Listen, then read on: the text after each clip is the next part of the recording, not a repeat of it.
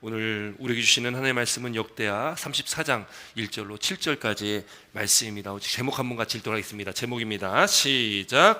요시아의 개혁. 요시아의 개혁. 여러분, 우리가 구약의 말씀들 쭉 말씀을 나누고 있습니다. 구약의 중요한 말씀들을 나누면서 또 특별히 우리가 몇 주 동안 구약에 나오는 대표적인 왕들, 그 왕들에 대한 말씀들도 나누고 있습니다. 오늘 이 요시아 왕에 대한 말씀을 나누려고 합니다. 특별히 제목처럼 요시아가 개혁했는데 그 요시아의 개혁이 어떠한 것인지를 우리가 말씀을 통해서 좀 보고서 이 개혁이라는 단어는 사실 우리 개인에게는 이 개혁이라는 단어를 잘 쓰지 않잖아요. 여러분이 개혁이라는 단어를 이 사전에서 이렇게 찾아보니까 사전적 의미는 그렇더라고요. 제도나 한 나라의 어떤 제도나 어떤 기구 등을 새롭게 만들거나 다시 제작하는 그런 것들을 이 개혁이라고 합니다. 그래서 어떤 잘못된 정치 제도들, 어떤 사회 어떤 제도들을 바꿀 때에 그런 것을 우리가 개혁한다라는 어떤 그런 단어를 쓰지 않습니까? 이게 좋게 바꾼다, 개선한다라는 말을 하는데 개선보다 더 강한 말이 개혁이란 말입니다. 이게 새롭게 한다라는 겁니다. 여러분, 우리나라 역사나 또 이 세계 역사 속에 이 개혁이라는 글자가 많이 등장을 합니다. 뭐 개혁이 굉장히 많이 있었죠. 그런데 개혁이 참 어려운 것이 또한 개혁입니다. 왜냐하면 이 개혁이라는 것은 뭔가를 새롭게 바꿔야 되다 보니까 부딪히고 저항 세력들이 있게 마련이잖아요. 왜냐하면 이제 기득권 세력들이 있습니다. 권력을 갖고 있고 힘을 가지고 있는 세력들, 그 세력들은 그걸 놓고 싶어 하지 않습니다. 그러다 보니까 개혁하려면 그 기득권 세력들이 그 권력을 놔야지만이 뭔가 개혁이 되는데 그게 어려운 거죠. 자기 권력을 놓고 싶지 않다 보니까 이 개혁하는 세력들과 늘 대립하고 늘 싸우고 그렇게 문제가 있게 됩니다. 그래서 역사 속에도 이 개혁이 잘 되어진 경우가 그렇게 많지가 않습니다. 실패로 돌아갔던 적이 참 많다라는 것이죠. 여러분, 오늘 이 이스라엘에 또 특별히 북이스라엘과 남유다의 왕들을 다 합하면 43명입니다. 43명인데 그 43명의 왕들 중에 정말 하나님의 말씀과 하나님의 뜻에 따라서 그렇게 살고자 했고 또 그 말씀대로 그렇게 개혁하기 위해서 애썼던 왕이 3명의 왕이 나옵니다. 또 특별히 남유다에만 있어요. 남유다의 3명의 왕이 누구냐면 우리가 잘 아는 왕들이죠. 여호사밧, 히스기야, 또 오늘 본문에 나오는 요시야, 이렇게 3명의 왕입니다. 이 3명의 왕들은 개혁하려고 했습니다. 무엇을 개혁하려고 했냐? 어떤 국가의 어떤 정치적인 어떤 경제 제도 이런 게 아니라 그들이 개혁한 것이 뭐냐면 그들이 하나님의 말씀 앞으로 돌이키는 것이었습니다. 이 이스라엘이라는 나라가 하나님께서 택하신 이 나라가 하나님의 말씀 앞으로 다시 돌이키는 것, 그것이 개혁이었습니다. 왜요? 그 당시에 많은 왕들이 또 그 많은 왕들 아래에 있는 모든 백성들이 우상 숭배에 빠져 있었거든요. 이스라엘에 43명의 왕이 있었는데 뭐 북이스라엘은요 말할 것도 없고요. 남유다, 그렇게 정통성이 있다는 남유다도 우상 숭배하면서 그렇게 있었거든요. 그래서 이 요시아 왕이 개혁한 개혁한 그 핵심, 그 결론적으로 말씀을 드리면 산당을 없애고 우상을 다 없앴다라는 거예요. 그 나라에 있었던 모든 산당과 우상들, 우상 숭배할 만한 것들을 다 없앴다라는 겁니다. 그리고 그가 성전을 청결케 정화했습니다. 그 무너진 성전을 다시금 세우는 거예요. 이 성전을 아름답게 가꾸는 겁니다. 그리고 말씀을 지키고 유월절을 회복했는데, 유월절을 회복했다라는 것은 그동안 지켜지지 않았던 유월절, 예배의 회복을 말합니다. 하나님께로 향한 그 마음. 유월절이 무엇입니까? 이스라엘 백성들이 출애굽한 이후에 마지막 10번째 그 애굽에 내렸던 하나님의 재앙이 장자 첫 번째 난 것들의 죽음이었습니다. 첫 번째 난 것들의 죽음이 있는데 그 마지막 재앙은 그 누구도 피해갈 수 없었습니다. 오직 하나님의 말씀을 따르는 사람만 피해갈 수 있었는데, 하나님의 말씀 무엇입니까? 어린 양을 잡아서 그 피를 집의 문 설주와 임방에 발라라. 그 피를 바르면 죽음이 그 집을 넘어갈 거야. 패스오버, 그 유월입니다. 그 유월절을 지켰다는 거예요. 그동안 지키지 않았습니다. 그런데 요시아 때 다시금 그 유월절을 지켰다는 것이 무엇입니까? 여러분, 죽음을 뛰어넘는 패스오버는, 이 유월절은 굉장히 이스라엘 백성들에게 큰 의미가 있고 우리에게도 큰 영적인 의미가 있는 것입니다. 왜냐하면 그것은 곧 예수 그리스도의 구속의 사건을 미리 말씀하신 예표의 사건이기 때문에 그렇습니다. 어린 양의 피는 주님께서 이 땅에 오셔서 저와 여러분들을 위해서 흘리신 피를 말합니다. 그 어린 양이 바로 예수 그리스도시거든요. 우리가 구원을 얻을 수 있는 것은, 우리가 죽지 않고 살 수 있는 것은 다른 길이 없습니다. 오직 예수 그리스도밖에 없다는 것을 믿으시기 바랍니다. 예수께서 우리 위해서 이 땅에 오시고 피를 흘려 주셨기 때문에 우리는 죽음에서 생명으로 옮겨진 것입니다. 그 예수님을 믿는 저와 여러분들은 패스오버가 된 거예요. 죽음에서 우리는 구원함을 얻었다는 것을 믿으시기 바랍니다. 그 의미가 있는 유월절을 지키질 않았던 겁니다. 예배를 드리지 않았던 거랑 마찬가지입니다. 여러분이 우리가 드리는 예배가요, 그냥 한 시간 왔다 가면 되겠지, 마치 뭐 그냥 복권 사는 것처럼, 마치 안 나오면 찝찝하니까 예배는 드려야지, 그런 마음이 아니라 우리가 나와 예배 드리는 이 시간, 또한 이 예배뿐만 아니라 우리가 살아가는 매 삶의 순간순간 우리가 삶으로 예배를 드리는 것입니다. 우리가 삶으로 예배 드리는 이유는 무엇입니까? 그 패스오버 하여 주신 주님의 은혜에 감사하고, 그 주님을 기억하고, 그 주님과 동행하며 살아가겠습니다. 그 삶의 표현이 바로 우리가 드리는 예배입니다. 그 예배는 우리가 공적인 예배, 수요 예배, 주일 예배, 새벽 예배, 이런 예배뿐만 아니라 우리가 삶에서 주님을 찾고 주님과 동행해야 되는 것, 그것이 우리 삶의 예배됨을 믿으시기 바랍니다. 6월절의 회복이라는 것은 우리 삶의 예배의 회복입니다. 저 여러분들의 삶 가운데 예배가 회복되어지시기를 다시 한번 축원드립니다. 여러분, 요시야 왕이 이렇게 우상을 무너뜨리고 깨뜨리고 또 그 모든 성전을 다 그렇게 깨끗하게 정화시켰다라는 것을 우리가 말씀 통해 보게 됩니다. 우리 본문 1절부터 3절까지 말씀 함께 보겠습니다. 1절부터 3절 말씀입니다. 함께 있습니다. 시작.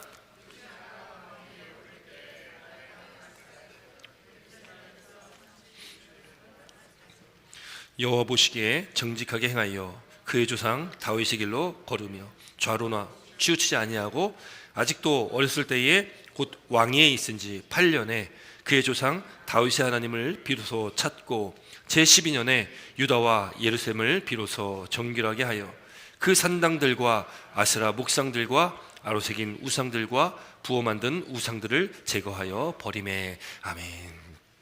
여기서부터요, 4절부터 또 7절까지 우리가 읽은 본문은 이 우상에 대한, 우상을 다 깨트리는, 없애버리는 그런 일들을 7절부터 말씀 보게 됩니다. 사실 오늘 본문 이 34장 전체를 좀 다 읽어봐야 되는데 다 읽지 않고 1절부터 7절까지만 읽었습니다.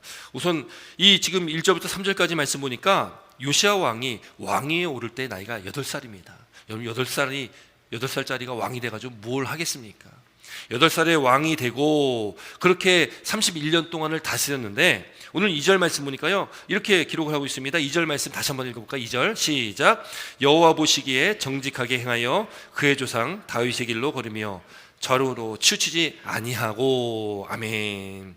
2절을 말씀 보니까요, 그가 하나님 보시기에 정직하게 행했다, 또 다윗의 길로, 조상 다윗의 길로 행했다. 여러분, 여기 세 가지를 말하고 있거든요. 하나님 앞에 정직하게 행하고, 또 다윗의 길로 행했고, 또 하나는 좌우로 치우치지 않았다. 여기 세 가지를 말하고 있는데, 남유다의 왕들 중에 그래도 하나님 말씀 앞에 그래도 정직하게 행하려고 했던 왕들이 그래도 여럿 있습니다. 하나님 보시기에 정직하게 행하고 또 다윗의 길로 행했다라는 말까지 들은 왕들은 그래도 여럿 있어요. 그런데 그 다음에 좌우로 치우치지 않았다라는 말을 들은 왕은 요시야 왕밖에 없습니다. 요시야 왕밖에 없다라는 거예요. 여러분, 좌우로 치우치지 않았다라는 그 의미가 무엇일까요?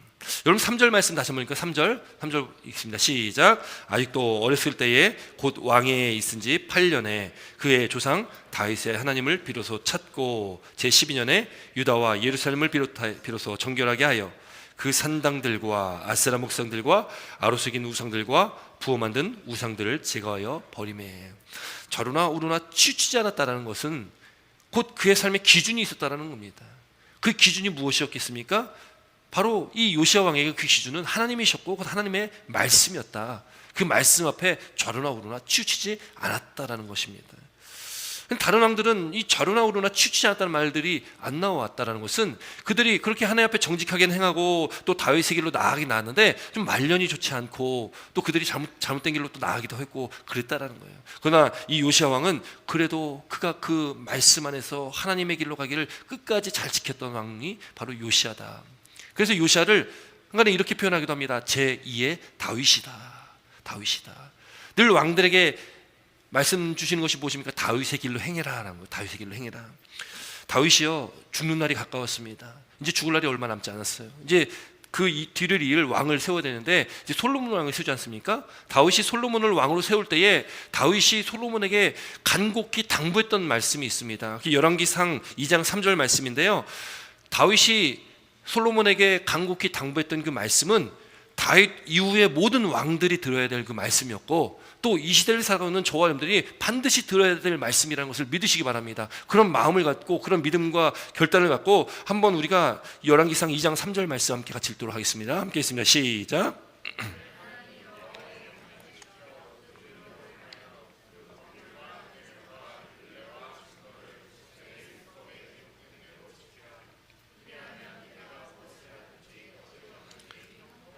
아멘, 아멘.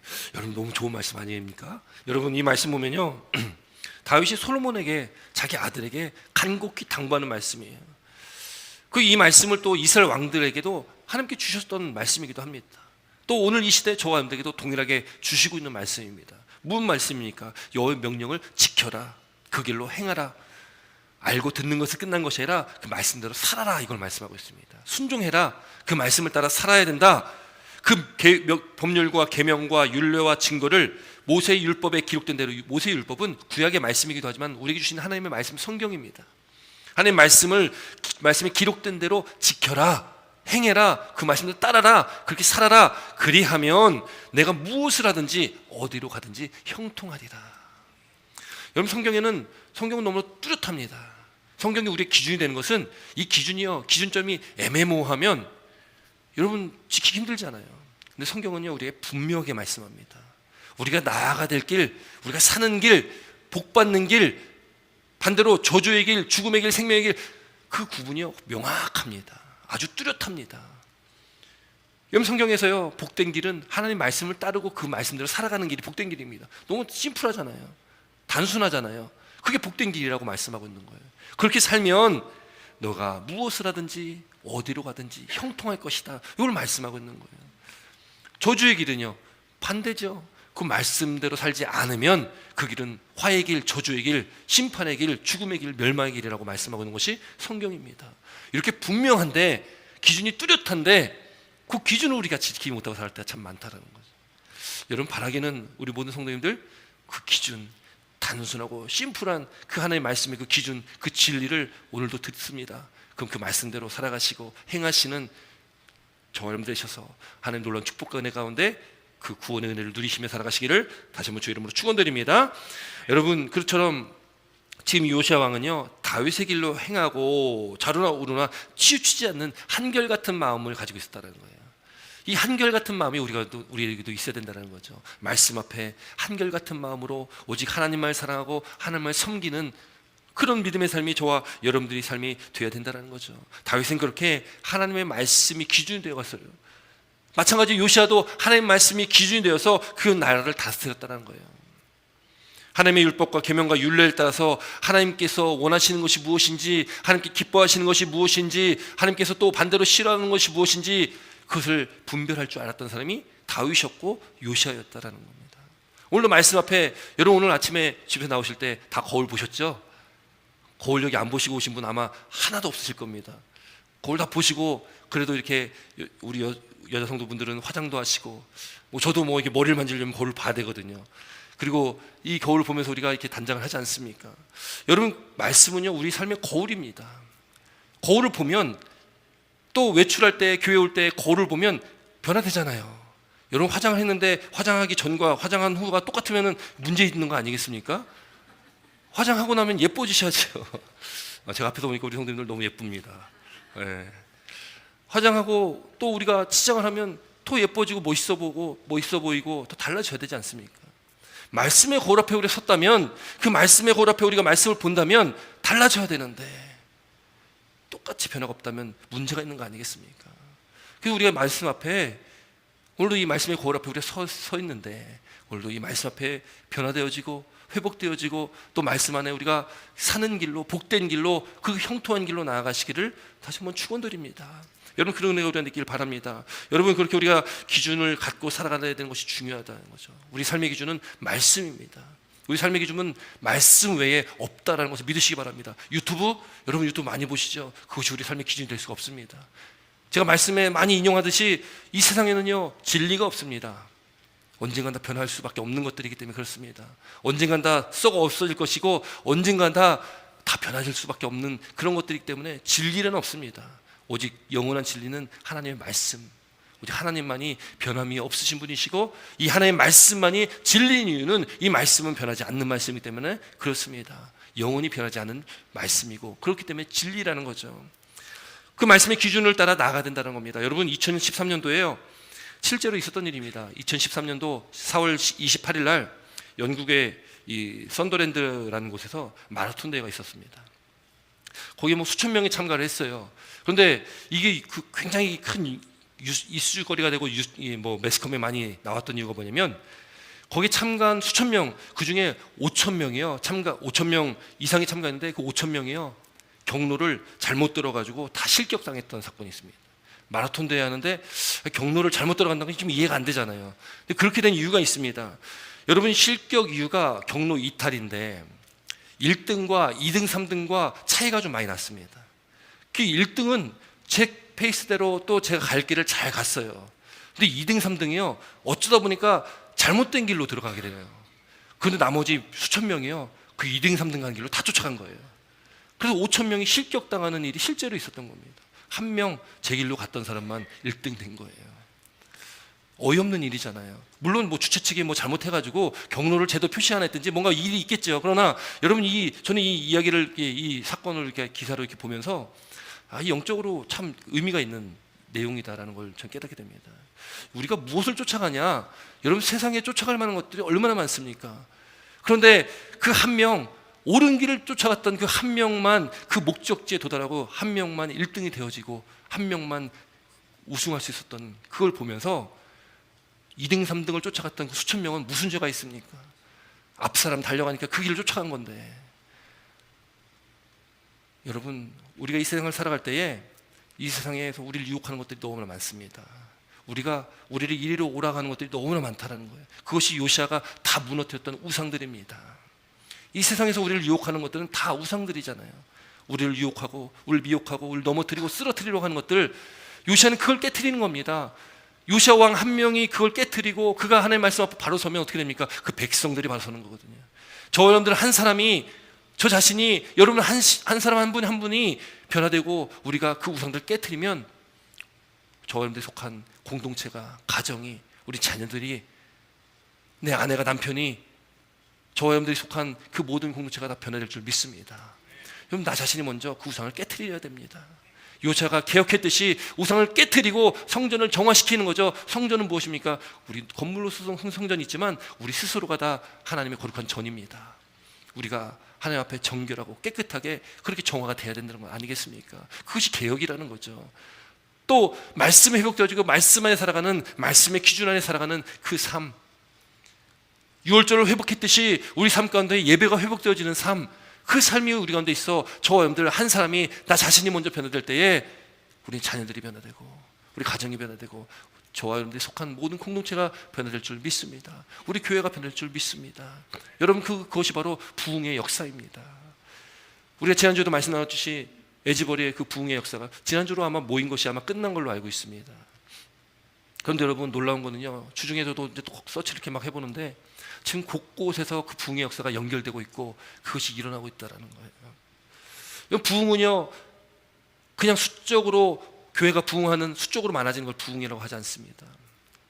하박국 선지자가 하박국서에 딱 한 번 등장하는 부흥이라는 단어, 이건 한글로 번역을 한 단어지 그 히브리어는 하야라는 걸 씁니다. 하야. 근데 그 단어의 뜻은 뭐냐면 살다, 사는 것이 부흥입니다. 수가 늘어나는 것이 아니라 부흥은 한 사람이 사는 것이고요, 한 사람의 삶으로 그 공동체가 사는 것이 부흥입니다. 나 한 사람의 삶으로 인해서 내 가정이 사는 것이고 내 자녀들이 사는 것, 그것이 부흥이라는 것입니다. 그 부흥의 역사가 오늘 우리 가운데 있었으면 좋겠습니다. 단순히 저 먼 곳에서 있는 부흥의 역사가 아니라 오늘 우리 교회가 또 저와 여러분들 한 사람 한 사람이 그 부흥의 은혜를 경험함으로 내 가정이, 내 자녀가, 내 남편이, 내 아내가, 내가 속한 공동체가 부흥되어지는 사는 역사가 있었으면 좋겠습니다. 그런 믿음의 고백으로 나갔길 주의 이름으로 축원드립니다. 여러분 지금 그 놀라운 역사를 지금 요시아 왕이 지금 그 개혁을 통해서 이루어 나갈 때에 하나님께서는 그 가운데 성전을, 오늘 이제 7절까지 말씀 맞지만 그 위에 말씀 보면은 성전을 정결케 하는데 성전에서요 놀라운 사건이 일어나게 됩니다. 무슨 사건이 일어났냐면 성전을 정화하면서 깨끗하게 하고 그 성전을 수리하고 그걸 마칠 때쯤에 그 당시 제사장이었던 hil기야라는 사람이요 발견한 것이 하나 있는데, 무엇을 발견하냐면 8절 이후에 이렇게 기록하고 있는데 책 한 권을 발견하는데 그 책이 뭐냐면 여호와의 율법 책이었습니다. 성전을 정화하다가 수리하다가 그 책을 발견하는 거예요. 그 책을 발견하고서 이 제사장이요 서기관 사반에게 줍니다. 서기관 사반은 그 책을 요시야 왕에게 가져갑니다. 그리고 그 요시야 왕 앞에서 그 발견한 책을 읽기 시작하는 거예요. 그 율법책을 요시야 왕에게 읽고 그 말씀을 들었을 때에 요시야가 어떻게 반응했냐면, 우리 18절 19절 한번 같이 읽습니다. 18절 19절 말씀 함께 읽습니다. 시작.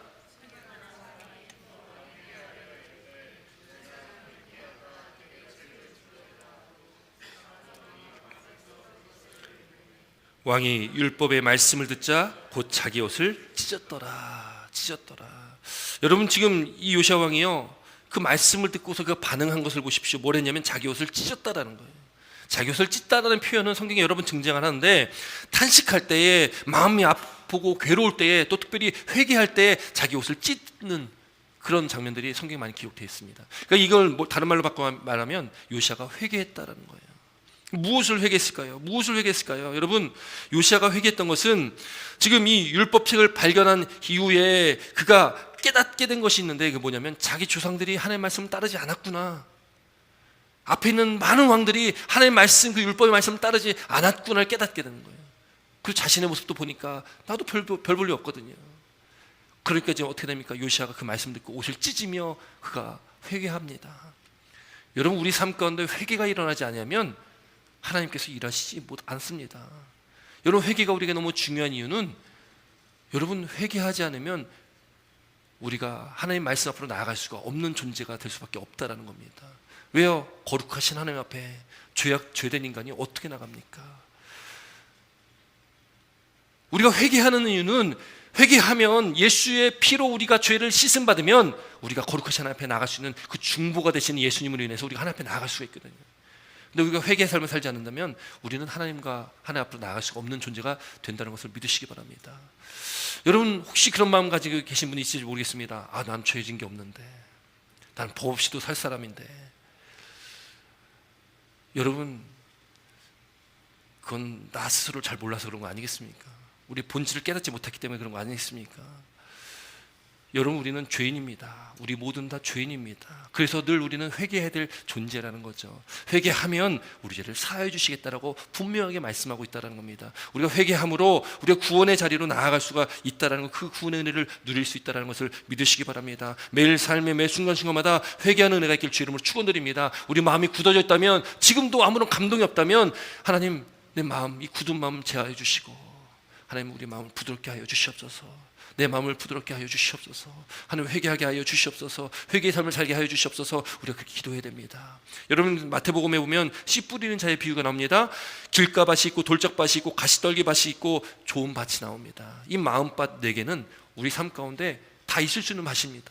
때로는 우리 밭이 길가밭처럼 사람들이 늘 밟고 다녀가지고 딱딱하게 굳어진 그런 마음밭이 될 수도 있고요. 때로는 우리가 돌짝밭처럼 말씀을 듣지만, 기쁨으로 말씀을 받기는 하지만 뿌리가 없으니까 오래가지 못하고, 말씀으로 해서 박해와 환난을 당하면, 어려운 일이 생기면 곧 걸려 넘어지는 것이 돌짝밭입니다.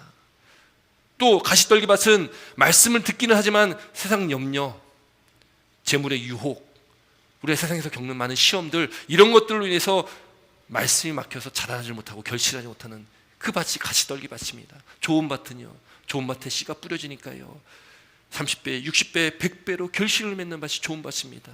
우리 마음밭이, 지금 저 여러분들 마음밭이 어떤 밭입니까? 혹 길가밭은 아니십니까? 혹 돌밭은 아니십니까?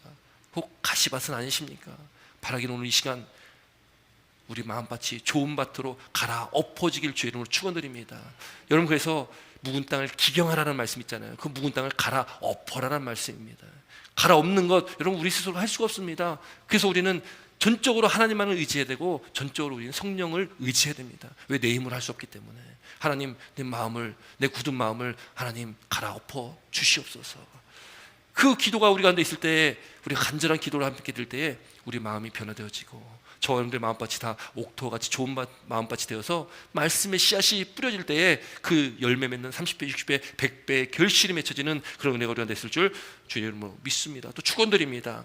여러분 그렇게요, 이 요시아가요 율법책을 발견하고서 그가 어떤 일을 또 했냐면, 그 당시에 그 여선지자 훌다라는 사람이 있습니다. 여선지자 훌다라는 사람이 있는데 그 사람에게 제사장 hil기야와 또 왕의 그 사람들을 보냅니다.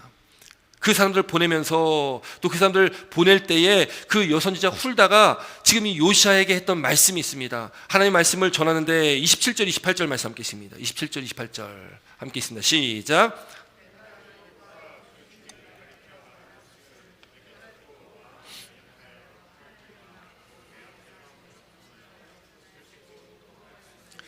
나도 내 말을 들었노라. 여호와가 말하였느니라. 그러므로 내가 내게 너희 조상들에게 돌아가서 평안히 묘실로 들어가게 하리니 내가 이곳과 그 주민에게 내리는 모든 재앙을 내가 눈으로 보지 못하리라 하셨느니라. 이에 사신들이 왕에게 복명하니라. 아멘. 그 당시에 있었던 여선지자 훌다라는 그 여선지자가 하나님의 말씀을 듣고 그 하나님의 말씀을 왕에게 전하는 겁니다. 그 왕에게 전하는 그 말을 왕의 신하들이 와가지고 왕이 다시 말하는데 무엇을 말합니까? 27절 보니까 내가 이곳과 이 주민을 가리켜 말한 것, 이건 뭐냐면 앞서 말씀에 나오는데 이건 하나님의 심판과 하나님의 그 심판의 말씀들입니다. 지금 우상 숭배했던 그 많은 그 이스라엘 백성들, 그 왕들을 하나님께서 이제는 심판하시겠다, 그 심판의 말씀이에요. 그런데 지금 27절 말씀 보니까 내가 듣고, 요시아가 듣고 마음이 연약하여 하나님 곧 내 앞에서, 하나님 앞에서 겸손하여 옷을 찢고 통곡하였으므로 나도, 하나님도 내 말 요시아 말을 들었느니라 라고 지금 말씀하고 있는 겁니다. 여러분 오늘 우리가 회개해야 되는 이유는 분명합니다. 회개하면 하나님께 들으십니다. 하나님께서 들으시고 하나님께서 우리에게 은혜를 내려주십니다. 지금 그 말씀을 듣고 뭘 듣습니까? 하나님 말씀을 듣습니다. 하나님 말씀을 듣고 그 마음이 연약해졌다. 여러분 연약했다는 그 표현은 어떤 표현이겠어요? 심령이 가난한 사람, 마음이 가난한 자, 심령이 통에 자복하는 그런 마음을 가진 자, 여러분 그런 마음을 갖고 하나님 앞에서 겸손하여 옷을 찢는 거예요. 여러분 찢는 겁니다. 애통하여 자복하여 하나님께 회개하는 겁니다. 여러분 이런 삶이 저와 여러분들의 삶이 되시기를 주의 이름으로 축원드립니다. 하나님 놀라운 구원의 역사는 그냥 일어나는 것이 아닙니다. 기도할 때 일어납니다. 요즘 에즈버리의 그 부흥의 역사가요 그냥 일어난 것이 아닙니다. 에즈버리의 1970년도에도 그런 일들이 있었고 몇십 년 안에 여러 번 있었던 일입니다. 그런데 그 부흥을 경험했던 사람들이 끊임없이 기도했던 것이 다시금 부흥을 허락하여 주시옵소서, 다시금 부흥을 주시옵소서. 그렇게 기도했을 때에 또 지금 놀라운 역사가 일어났던 것입니다. 종교개혁이 그렇게 일어났고요. 당시 로마 카톨릭, 부패한 그 로마 카톨릭, 그 종교개혁자들이요, 그들이 종교개혁을 일으키면서 그들의 모토가 무엇이었냐면 기본으로 돌아가자, 말씀으로 돌아가자, 그걸 놓고 그들이 종교개혁을 했습니다. 그 종교개혁은요 나중에 수십 년이 흐른 이후에 청교도 혁명으로 연결이 됩니다. 영국에서 일었던 청교도 혁명, 그 청교도 혁명도 마찬가지입니다. 기본으로 돌아가는 거예요. 말씀으로 돌아가는 겁니다. 근데 그 영국의 청교도 혁명이 나중에 미국으로 돌아옵니다. 미국에서도 또 청교도 혁명이 일어납니다. 그 청교도 혁명을 영향을 받아가지고 미국의 1차, 2차 대각성 운동이 시작되게 됩니다. 여러분 그 1차, 2차 대각성 운동이 18세기에 있었는데 그 운동에 영향을 받은 사람들, 그 선교사들이요 한국에 들어오게 되는 거예요. 한국에 들어와가지고요 1903년에 원산에서 1907년에 평양에서 대부흥의 역사를 일으키게 됩니다. 여러분 이 부흥의 역사는요 그냥 일어나는 것이 아닙니다.